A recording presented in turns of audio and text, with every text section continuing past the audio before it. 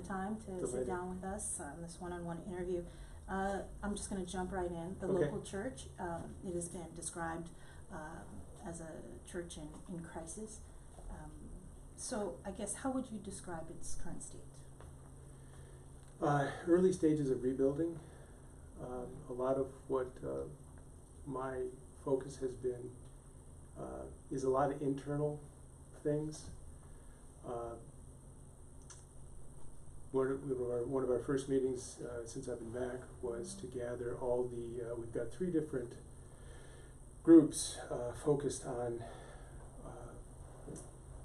strengthening and expanding our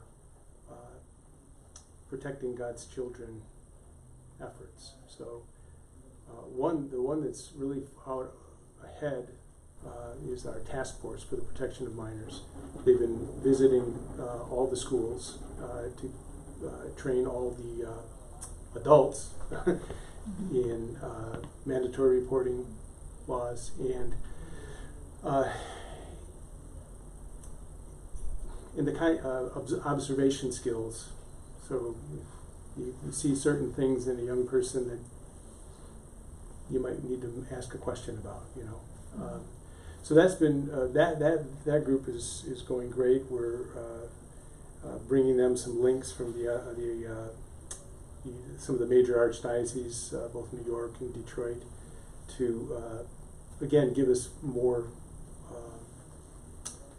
language for strength, you know, a firm policy on certain things. And for that, we've got the victim support outreach group that's been working, established what we're calling right now a sexual abuse response coordinator. SARC. But we'll probably shift to the more common term victims assistance coordinator. Again, we're getting assistance from both Detroit and New York, who have lots of experience, more experience than we, but who can help us, again, strengthen our understanding of what that is and, you know, defining a really clear job description. So the sex abuse policy, I know that was, it was announced last year that it was being revised. So it's not yet completed? It's not completely revised. We've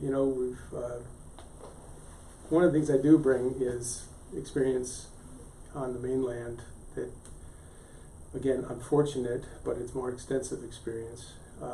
And we're, trying to also incorporate some of the charter that was established by the United States Bishops' Conference. Is really kind of recognized as kind of like the top of the line throughout the world. And so we're really trying to mine that for strengthening our policy. So it's not that our policies haven't been good, but they can always use some refinement. So that's been a big part of my focus this last week and a half. We're also working at, again, these are interior things. So Archbishop Hahn was wonderful in reestablishing an Archdiocesan Finance Council to ensure accountability not only within the chancery but also throughout the diocese, that our financial situation among our parishes and our schools and Catholic social services and other Catholic entities are solid. We've got a really high-powered group working with that. So how are the finances? Dodgy, yeah. What do you mean? There's a lot of debt within especially the various entities between schools and parishes, and we're having, it takes a long time to get some of the information from the various parishes that we need. One great thing is that we've hired a new finance officer, Josie Villanueva, and she comes out of pretty extensive experience she's a CPA, she's had pretty extensive experience in the secular business world, and already she's made a great difference she's reaching out to parishes and holding them accountable to get your reports in, and just already, her analysis of of different situations has been just really important for us. So that's another wonderful asset, for us. It takes a load off of my mind. And then our Presbyteral Council is, again, Archbishop Hahn started to kind of reform it, but we've got a group. We're revising a statute and bylaws of the Presbyteral Council that was established in 1986 and doesn't seem ever to have been followed. What is that statute? It's just how do the priests give their input to the Archbishop? Sorry, so that that I'm not just making decisions on my own, and so it's an advisory council, mainly for the life of the priests and their ministry. But it's an important council because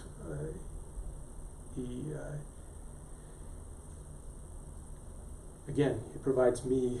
They're like a senate. That's even what the Vatican calls the priest's senate, so that they're advising me.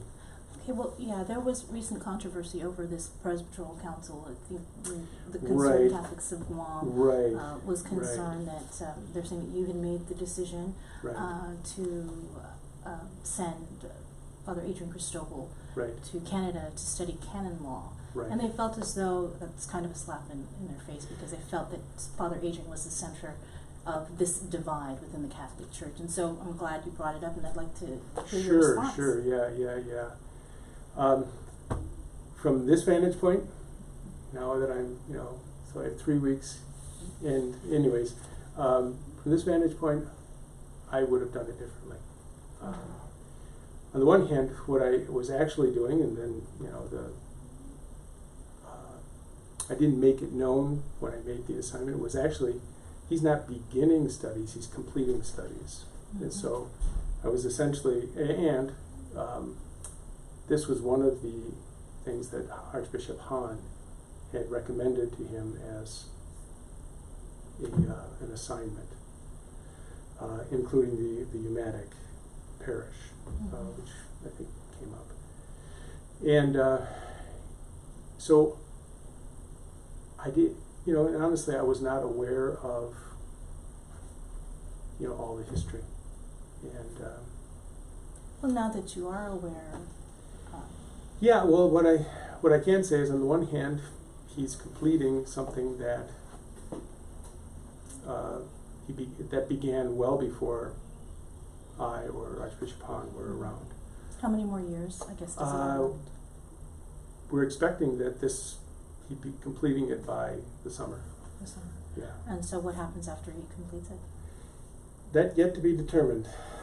Canon lawyers are useful, but it doesn't determine a set position. We'll see when he gets back on what are the needs in the diocese. So he will come back to Guam. He's a priest incarnated in the Archdiocese of Guam, yeah, so he kind of belongs to us. And so we will look for a suitable assignment. When we talk about priests that belong to Guam are incarnated in Guam, one thing that hasn't been resolved, we really haven't gotten any clear answers, is to the status of Father Luis Camacho. I know that there was supposed to be an investigation, or there was an investigation. I'm not even sure if there really was one. Where is he? Is he still getting paid by the church? What is his status? Yeah, that's one of the ones that I am still, it just kind of came up on my radar again, and began speaking with Father Jeff St. Nicholas to see if we can track that down. What I understood was that there was a police investigation, but that seems to have been put on hiatus. We can't get any information from the police right now on that. And I understand from I think it was the Jungle Watch who found him in the Middle East. Right. I think he's still there. Okay. In a neo-catechumenal community in somewhere in the Middle East. I think it's actually in Israel. Does he still get paid though from the Archdiocese of Guam? Agana? I don't know, honestly. I'm sorry to say that, but that's part of what I'm trying to, you know, part of this all happened before Right. even Archbishop Hahn came. Mm-hmm. And so, I should tell you, one of the other things we're rebuilding right now is our Chancery archives, the Mhm. Chancellor's office. Mm-hmm. And we have Father Ken Caravo, who is our Vice Chancellor right now, since we don't have a Chancellor, who's Library of Science. He's rebuilding our archives. Our files are a mess. And so trying to find out the history of something, like, was he assigned? What, is there a letter that attaches to this? Mm-hmm. It's almost impossible. So you can't really definitively say there really was an investigation? I understand that there was an investigation. I've not seen a copy of the, I know we have private investigators, former police, who were approached the police to obtain a copy of the police investigation, but we were not able to obtain it. So the Archdiocese has private investigators? On an ad hoc basis, sure. How are you Yeah. guys? Do you guys have any active cases that they're looking into?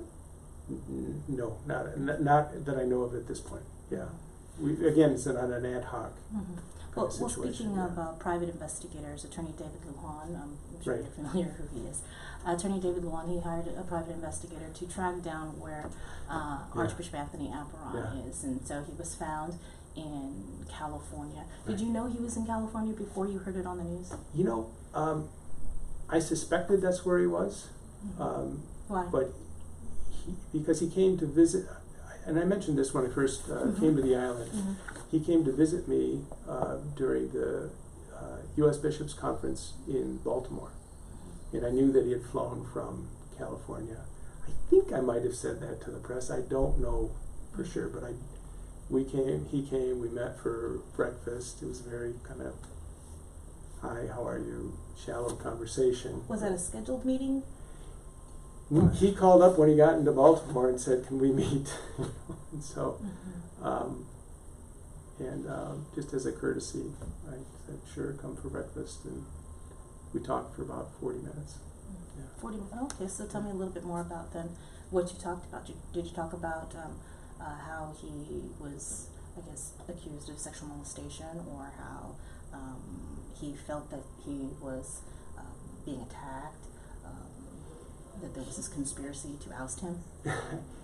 He did not go into those. Like I said, it was a very shallow conversation. He said, did he give you advice? No, he didn't. His main phrase was just saying, I'm innocent, and I'm waiting for the trial, to be completed. Whenever it's completed, we'll see what happens from there. That was about the depth of what I got from him. When was that conference? Back in November, just before I came. Before you came, okay. And again, I think that's where I said to somebody, I remember in one of the press conferences, that was a whirlwind 3 weeks. So right, I I can don't only remember. imagine. Yeah. So, speaking of Apuron and him being in California, and this whole idea that there supposedly is a canonical trial that is underway in the Vatican. It is underway. I know that. You can't to say be that the- 100% for yes, sure. ma'am, I can. Then what is your reaction then to Attorney Lujan's contention that if there was a canonical trial, how come none of the victims that he represents, which is nearing 20, why haven't they been contacted? Is that how this process works, where you don't hear from the I know that is part of the process. Mm-hmm. It just hasn't happened up till now, I guess. Mm-hmm. So I know that it's part of the process, but when it occurs in the process. It just seems like it's a long process, considering I know that Walter Denton, when he first came out, he said he was contacted over or he made the report to the Vatican over a year ago, Yeah. several months before he even came out publicly. Right. And I mean, is that typical that it takes this long for not one single person to be contacted? Yeah, it's not unusual. I mean, part of it, what you're dealing with in the Vatican is it's the whole world. Mm-hmm. And I'm not trying to excuse, but Mm-hmm. I do know that the various Vatican offices are really small.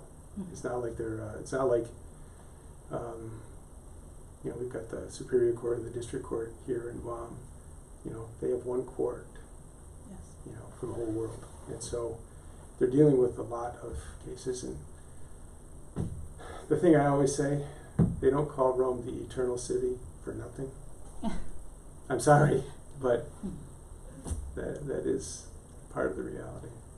Well, while we wait then for whatever will develop with Yeah. this canonical trial with the Archbishop, we do have Father Louis Brulard, who has videotaped confession. He's Right. also admitted and confessed to the media Right. that he molested boys Yeah. while he was Yeah. here It's horrific. serving in the local parish. Is he also, do you know, is he still getting paid by the Archdiocese of Agana? I believe he's still getting $300 a month.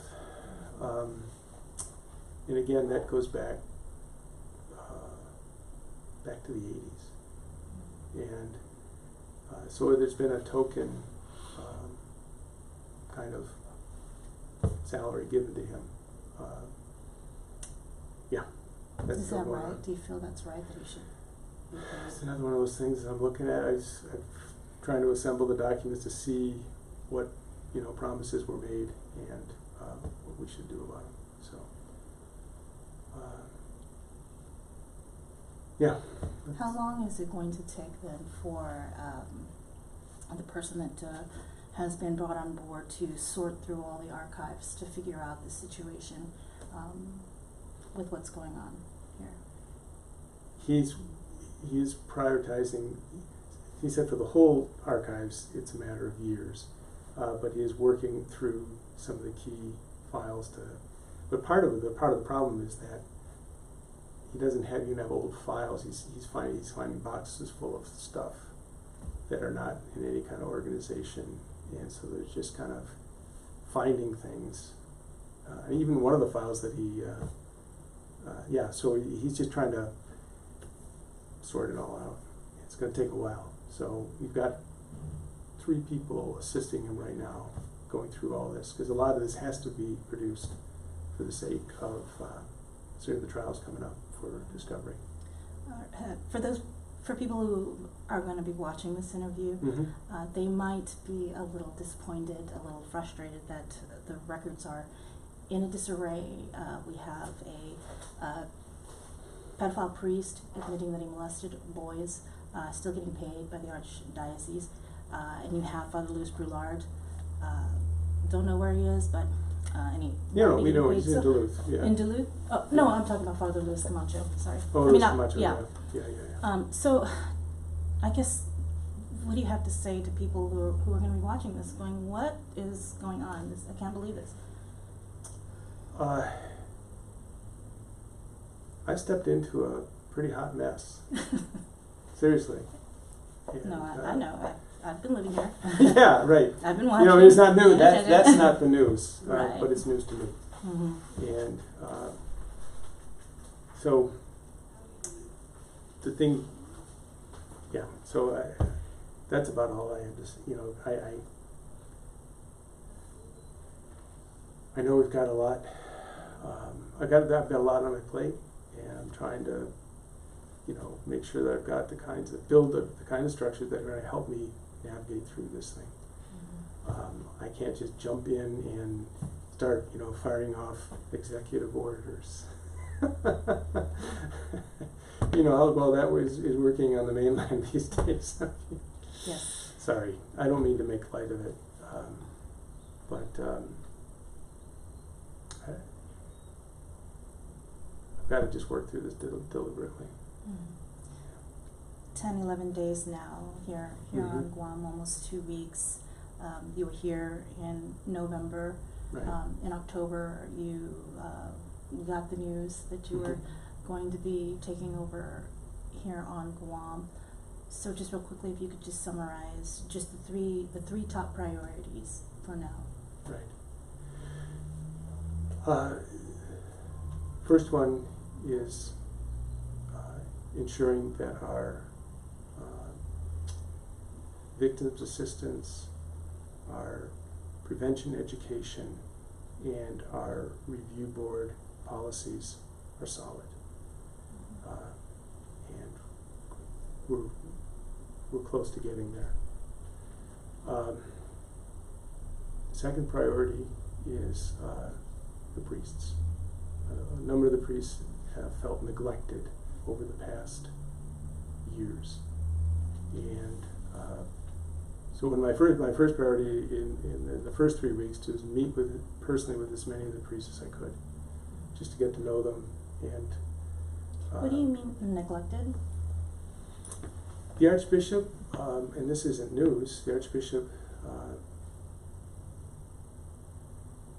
seems to have preferred a set of the priests in the diocese and neglected other priests in the diocese. Clarify, set of priests. What do you mean by that? From the Archbishop was part of the neo-catechumenal way, and we can all have our own kind of approach to spirituality, but a number of the priests felt neglected as a result. And I don't know that it was I'm not assigning or judging, but I know that a number of priests have felt neglected, and I need to respond to that. And so, and one of the ways is kind of reestablishing the Presbyteral Council so that I have regular contact. Now, I already have met with a lot of the priests, and I've gotten around a bunch of the parishes. In 3 weeks, I was at 3 different processions. Yes. The December 8th, of course, was the big one. But and just my first week back, I was over at Crystal's Parish in Nuestra Senora for a fiesta. Yeah, I've got. Can't remember which fiesta I'm at this Saturday. Yeah, so I'm getting around to the parishes relatively quickly. I'm sorry, what was your third priority? Okay, my third priority is attentiveness to our financial situation. And again, I've got a very strong finance council assisting me to that. Have you had a chance to bring together these different factions in the church, the neo-catechumenal way and the traditional Catholics, concerned Catholics of Guam? Have you met with them together, or have you met with them separately? I've not met formally. I have met Mr. Sablan, and it was a casual conversation in the office here, and so it was a very good conversation. But we haven't had an opportunity to.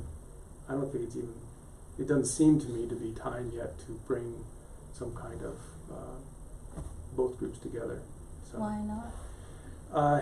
It just seems things are still too raw, and so that's my impression. Again, it's still uninformed, but totally not totally formed. So.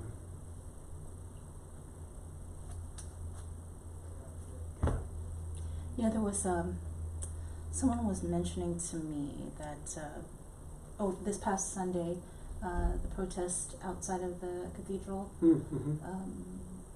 with the laity for the movement, that you actually were there. Were you picketing, or were you just walking? I was walking in, but I wanted to say hi. Oh. Folks. I had. So there's no truth that you were holding a sign, or? I was holding my bag full with my chasuble or my alb in it, and my.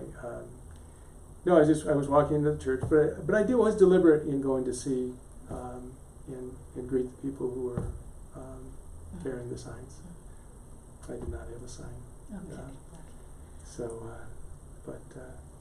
What is the status of Archbishop Anthony Apuron? Yes, yeah. This is again one of those interesting kind of Catholic things. He is still Archbishop, but his faculties for governing the diocese has been removed. So in a sense, he's suspended. And Permanently? well, suspended always means temporary, Okay. right? You know, and so he's suspended during the, you know, again, for the sake of the trial, innocent until proven guilty kind of thing. And but so his faculties, his power of jurisdiction has been transferred to me, and that's again part of that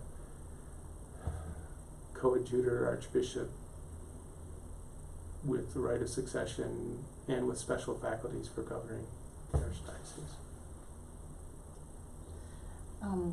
A question about the Redemptorist Martyr Seminary. Mm-hmm. Do we need a seminary on Guam of that size, do you feel? That's going to take me about a good year to figure out and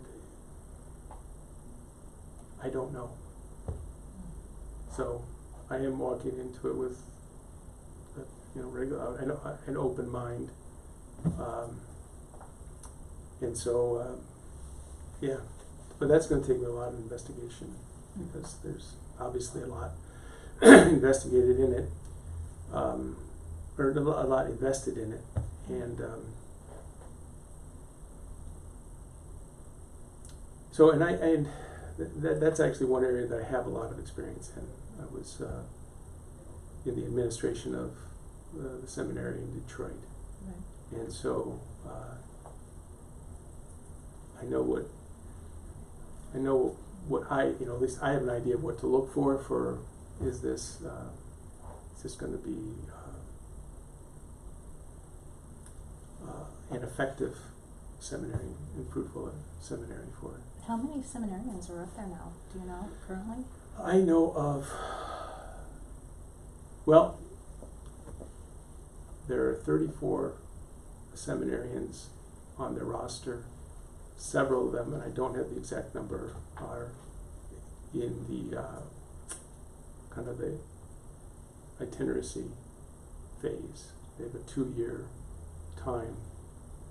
Redemptorist Mater seminaries are unique. I mean, they are specifically for persons in the neo-catechumenal way. And part of what they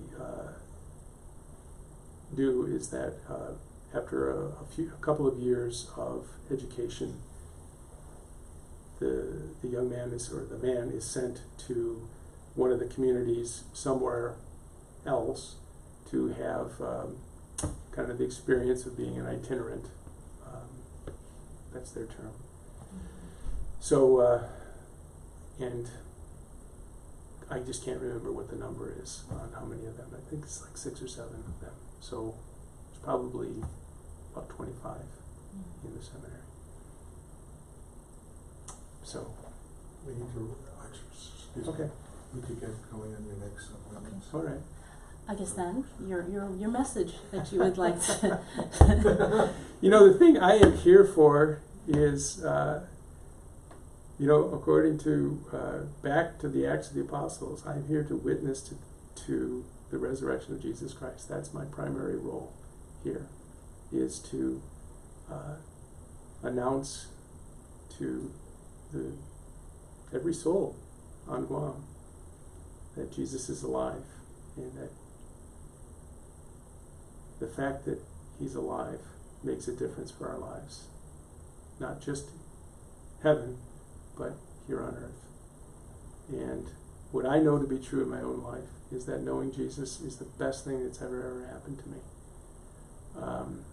He's directed my life, and sometimes I ask questions why and where and certain things, but he's the best thing that's ever happened to me, and I want others to know that. Having said that, the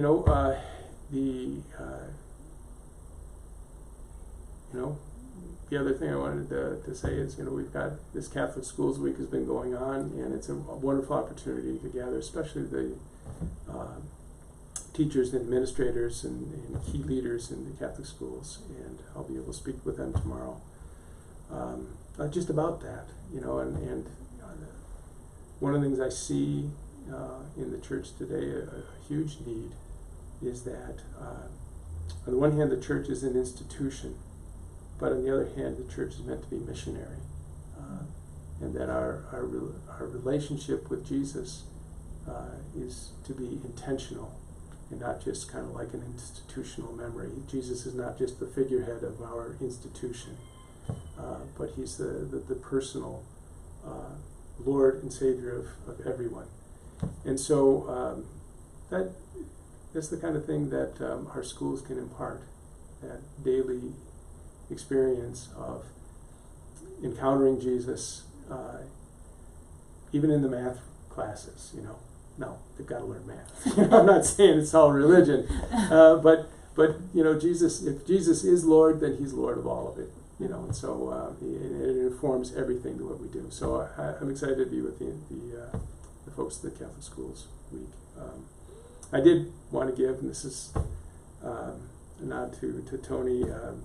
We're entering our 70th year of the Umatuna, 70th anniversary, and so kudos to Tony for carrying on the legacy that I believe began with Bishop Baumgartner. Yes. And so, having said that, just a little side story. I was in Phoenix participating in a conference, giving one of the talks, and a young man from Phoenix came up to me and said, "You're from Guam. Bishop Baumgartner is my hero." He says, as a Catholic journalist, he's my hero. Wow, who would have thunk? So All right. that's what's going on. Well, thank you so much. Yeah, thanks for coming Best out. of luck to you and Yeah. rebuilding the church here on Guam. Yeah, thank you.